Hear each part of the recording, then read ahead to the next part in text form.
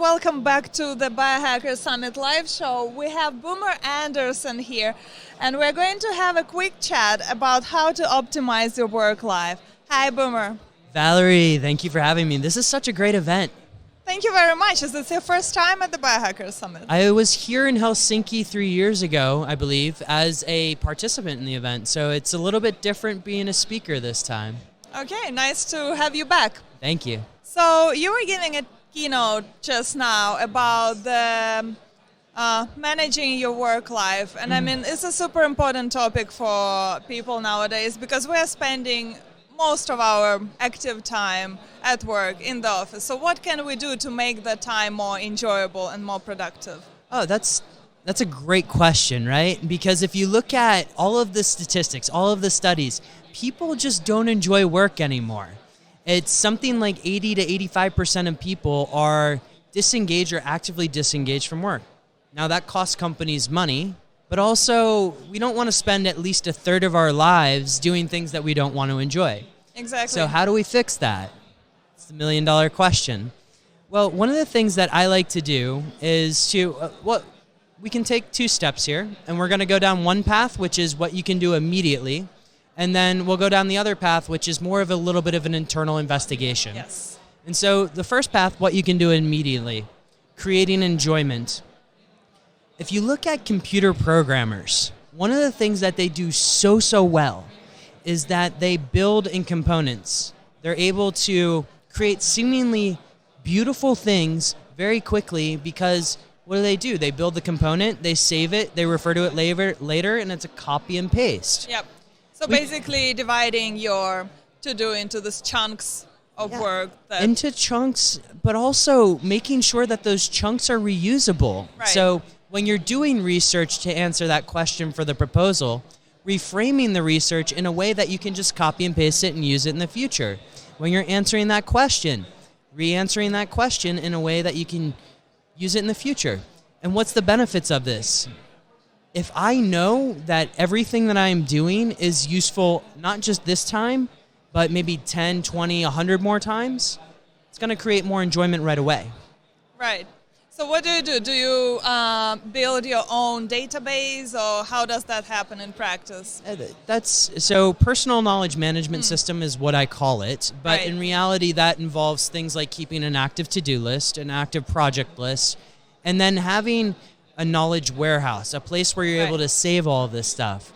That could be something like Google Drive, although that becomes a little bit inefficient after a while, or Evernote, or one of those like-minded tools. Right.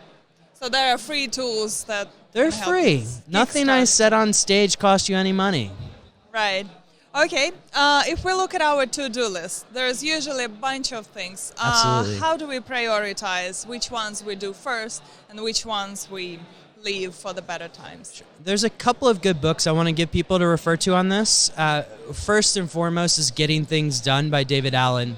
Then the second thing I like to refer people to is Gary Keller's The One Thing. But let me break out the key takeaways for people. Please. And something that's actually useful. So let's say you have a vision for your life. And if you don't have a vision, you need to spend time on your vision and mission. And that could take a little bit of time. It may actually take several days. But it starts with asking the question, what interests me? And when you explore that what interests me more and more, you'll eventually come up with a phrase that really sums up what your mission in life is. For me, it's elevating the human experience. And so if I have that mission and vision aligned, I can then look at my to-do list and very quickly prioritize what is fulfilling that mission and vision. Right. And if you need something in the meantime that you can bridge yourself while you're trying to find your mission and vision, look at those books that I referenced, because narrowing it down to the one thing and spending a lot of time identifying what that one thing is that's going to make or drive 80% of the value that I'm trying to achieve, is really, really important. So spend more time actually thinking about what the priorities are. Yeah. Well, I guess it's not that hard to do things when you know exactly why you are doing them, but what do we do with these that are kind of still there, but not that enjoyable? How do we manage them? Do we outsource? Do we maybe leave it for some certain period of the day when we kind of feel a certain way? What's your strategy? There's a couple ways to cut that cookie, right? And it's a gluten-free cookie, by the way. But let's look at what you said about times of the day. And so this goes back into some of those conversations that you've probably had with Ben Smar and Greg Potter, right? Circadian rhythms. Yeah, we talk a lot about it at the summit. Oh, I'm sure. Like circadian rhythms. Routine, circadian rhythms, peak times, all that. So what is your take on it? And so circadian rhythms, there's a circadian rhythm to productivity too. There is a day, and you probably know it, where you're most productive. When are you most productive, Valerie? For me, it is usually Tuesday, Wednesday, beginning of the day. Yeah. I kind of have this very distinct pattern when I have a lot more energy in the morning, and then I'm completely useless in between 3 to 6 p.m. So now I'm fortunate enough to prioritize my work according to this schedule, so I can schedule my personal tasks based on that, but I know that many people unfortunately don't have that privilege. Exactly. So if many people don't have that privilege, it's required to organize your to-dos in some sort of form, right? Right. And so I tag all of my to-dos. We're all familiar with tags, right? Yes. So with place, project, priority, time, and difficulty. That sounds like a lot, but in reality, it goes very fast. Right. And what does that allow us to do? If we have a productivity rhythm, mine like yours is in the morning. And so if I know that mine is in the morning, I'm going to schedule my most challenging tasks when I'm most productive. Right. And then in the afternoon, you'll very quickly see me put in that low challenge, that easy thing to do. And I'm still getting things done, but it's those easy 10 minutes or less tasks. And that, as a result, allows you to get things done, and it allows you to do it in a rhythm that works with you. Yeah. Okay, I know there is a theory that sort of encourages managers at work to help their employees to work in a certain pattern so that they can do exactly what you said.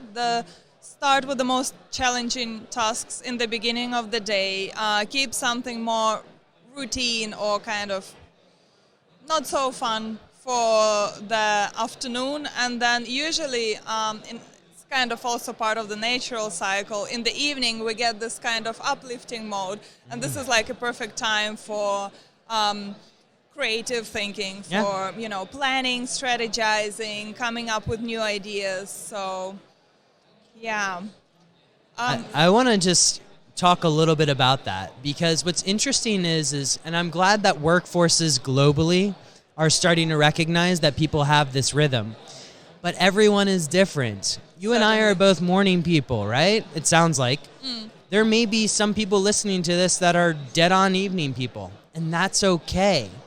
But the future of work is going to largely involve individualizing this so that people can work when they want. There's technology now. There's no reason why we actually need to be in an office. There's technology now that allows us to work at our most productive times. Why not let people do that? Exactly. Plus, considering all these global trends with the digital nomads and remote offices, now it's a lot more easier than it used to be for our parents. You mentioned briefly the outsourcing as being one of these effective tools to get rid of things that you don't necessarily want to do. So what would be your tips to kind of manage that as smooth as possible? Because, well, often, when you kind of give something away, it's really hard to then make sure the job is done. So what would be your kind of tips? Valerie, I have a confession for you. I am a horrible delegator, or historically I was a horrible delegator. Now, why do I say that? Because if you're a horrible delegator, it's very hard to trust somebody else to do it to your standard, right? Exactly. And so how do we get work back that's done to our standard. We need to develop really a checklist for these people to follow. Because after all, they're just guessing otherwise. Nobody can read what's on your mind. And one of the best ways to do this is actually through a to-do list or a simple checklist for that person, and also looking at videos. And so you can film yourself doing something that you do repeatedly. For instance, I produce a podcast twice a week. And I film myself in how I work and produce that podcast so that now I can send it to my assistant in Macedonia and I get something back that is brilliant, if not better than what I produced myself. And the reason is because I had the video and the checklist. That's a good one. I'll definitely use that in my work as well. Absolutely. Totally documenting something you do on a regular basis so that to help your future self with outsourcing is definitely a good one. So if people want to learn more about your work and maybe ask you some questions in person, where do they find you? Sure. You can find me on every social media network at Decoding Superhuman. You can also find my podcast on iTunes, Spotify, wherever you listen to podcasts. We're top 100 in business and careers in the Netherlands, Ireland, and occasionally the United States. So we release podcasts twice a week. DecodingSuperhuman.com, Decoding Superhuman on the internet. And then if you want to find some of the charitable work I do or the work I do for a health education foundation, that's at homehope.org. All right. Thank you very much for the interview and Awesome. see you later. Thank you, Valerie.